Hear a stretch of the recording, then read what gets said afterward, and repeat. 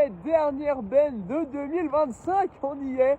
C'était mon tout dernier voyage de fumier, donc là c'est du fumier que je récupère chez un centre équestre, que je ramène du coup dans ma fumière, la nouvelle, qui est juste derrière là. Donc tout simplement j'ai un fumier qui est ultra mou en hiver et en été d'ailleurs. Donc je récupère du fumier de centre équestre, je le stocke ici et après paf, j'y balance dans l'autre fumière, et j'y mélange et j'obtiens un fumier qui se tient un peu mieux. J'en profite du coup de ce moment un peu de calme avant la tempête du nouvel an, avant la nouvelle année pour vous souhaiter mes meilleurs vœux. Je pense que je referai une vidéo. Ça y est, ça fait officiellement 1 an, du moins c'est ma première année civile complète en tant qu'agriculteur, puisque je me suis installé en juillet 2024. Donc ça fait 1 an et demi que je suis installé, mais c'est ma première année complète civile. Et c'est incroyable. Enfin, encore une année de passé, une année de folie. J'ai vécu des moments incroyables sur les salons avec vous. J'ai vécu des moments incroyables sur des événements où j'étais invité. J'ai vécu des moments incroyables sur la ferme avec plein de projets qui se sont concrétisés. On a des nouvelles faucheuses, on a des nouvelles faneuses, on a la BNTP qui est arrivée. On a le troupeau qui se porte plutôt bien, je pense. En termes de résultats laitiers, on est très bon. Donc plein de trucs incroyables. Des difficultés aussi, hein. Je vous cache pas que la vie d'agriculteur c'est vraiment pas facile. Je le savais en m'installant, hein.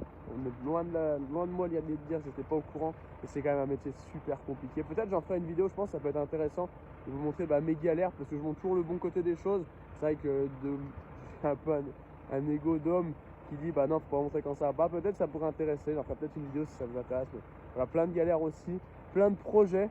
Ça va être une année 2026 incroyable, on a des nouveautés qui arrivent, je pense que vous n'êtes vraiment pas prêts, mais vraiment. Il y a mon nouveau bâtiment qui va être construit aussi en 2026, normalement ils sont en train de finir les fondations, on le reçoit début mars normalement, donc pareil, encore un gros projet qui va arriver, enfin que des dingueries. Je pense que 2026 va être une année de folie. En attendant, je vous souhaite une excellente fin d'année, un réveillon le meilleur que vous puissiez l'avoir, que vous soyez avec vos amis, votre famille, votre copine, tout ça. Je vous souhaite une année 2026 de folie aussi, que le bonheur soit avec vous, que la chance vous suive. Petite parenthèse du coup syndicale, les mobilisations vont reprendre, voilà. Je sais que j'ai pas du tout été présent ces derniers temps parce que je roule des volailles de Bresse, plus mon boulot, plus le bâtiment où il y avait pas mal de galères. C'était vraiment une période très difficile, on va pas se mentir. Plus le mauvais temps, le moral n'était pas là. Mais on va reprendre très fort, en tout cas JA, on va y aller. Et Bruxelles, vous n'êtes pas prêts, Paris, vous n'êtes pas prêts, j'en dis pas plus, mais on va reprendre les mobilisations. Je vous expliquerai dans les prochaines vidéos pourquoi on manifeste, qu'est-ce que le Mercosur représente pour nous comme danger, qu'est-ce que du coup ces accords, comment ces accords nous mettent en danger, vraiment.